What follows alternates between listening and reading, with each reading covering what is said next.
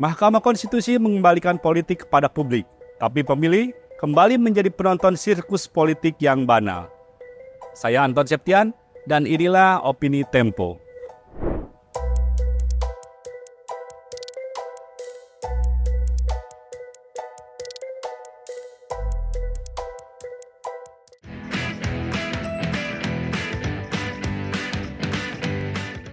Putusan Mahkamah Konstitusi tentang syarat pencalonan kepala daerah mengembalikan rasionalitas politik yang sebelumnya dibajak partai.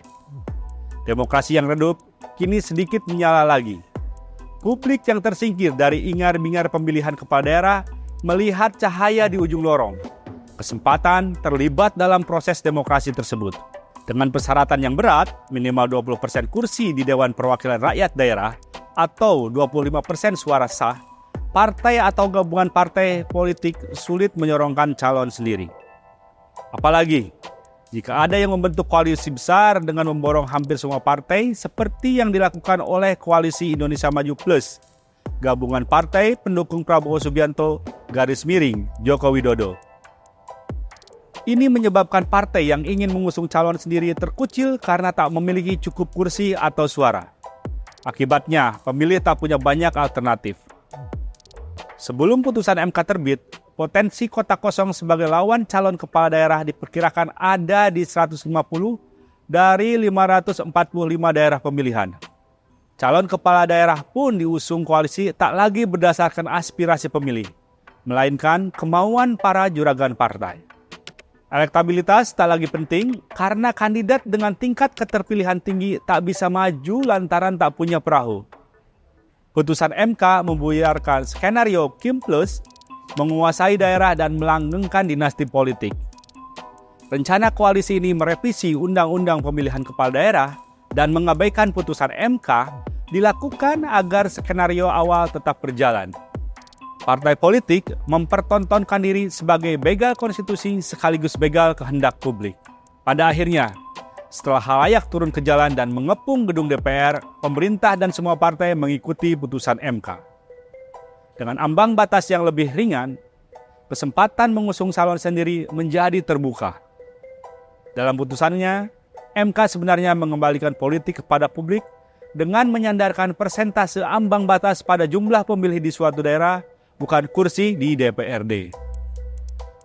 Namun sesungguhnya penerima manfaat terbesar putusan ini adalah elit partai. Mereka menggunakan kesempatan ini untuk memenuhi kepentingan sendiri, termasuk berkompromi dengan rival. Publik lagi-lagi hanya menjadi penonton pertunjukan politik yang banal. Semua ini tak akan terjadi jika dari awal syarat mengusung calon kepala daerah tak memakai ambang batas sama sekali. Selain akan meminimalkan transaksi politik di antara partai, hal itu akan memberikan banyak pilihan calon pemimpin daerah bagi pemilih. Dengan alternatif yang lebih terbuka, penguasa atau siapapun tak gampang memborong partai untuk menjegal calon tertentu. Orang yang tak setuju atas usul ini akan berargumen bahwa ketiadaan ambang batas akan menyebabkan peserta pemilihan kepala daerah membludak. Pemilu jadi proses yang merepotkan dan mahal. Kandidat perlu mengeluarkan uang lebih karena tidak sedang bersaing dengan 1-2 kompetitor. Politik uang merajalela karena tiap calon berlomba merayu pemilih dengan fulus dan iming-iming. Alasan ini mungkin ada benarnya. Tapi politik uang, betapapun nistanya, sulit efektif jika dilakukan pada objek yang tersebar. Makin banyak kandidat, makin repot partai politik mengendalikan kandidat. Dengan banyak calon kepala daerah, persaingan akan lebih fair dan terbuka.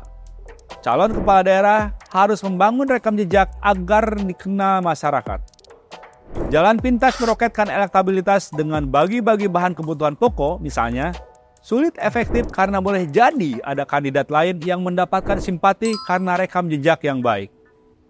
Soal biaya kampanye yang tinggi bisa diatasi dengan pembatasan medium kampanye oleh Komisi Pemilihan Umum. Mereka yang nakal karena menerima sumbangan di atas batas maksimal dapat dikenai pasal pidana. Bola untuk mengubah ambang batas telah disepak Mahkamah Konstitusi. Keputusan menihilkan ambang batas kini ada di tangan elit politik dan DPR. Jika berkomitmen pada demokrasi, dan mengutamakan publik dalam proses politik, partai semestinya tak keberatan atas gagasan ini.